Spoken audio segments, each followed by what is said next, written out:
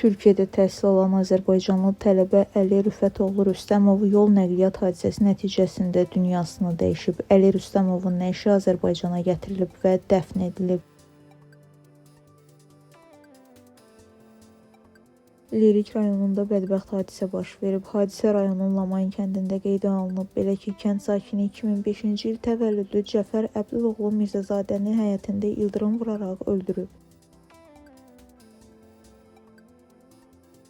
Sumqayıtda iş başında olan fəhlə qəfildən dünyasını dəyişib. Hadisə şəhərin Qurddərəsi bağları yaşayış massivində qeydə alınıb. Məlumata görə fəhlə kimi çalışan şəxs iş prosesi zamanı qəfildən özünü pis hiss edib və elə hadisə yerindəcə həyatını itirib. Hadisə yerinə dərhal hüquq mühafizə orqanlarının əməkdaşları cəlb olunub. Meyit müayinə olunmaq üçün aidiyyəti üzrə təhvil verilib. Faktla bağlı Sumqayıt şəhər prokurorluğunda araşdırma aparılır.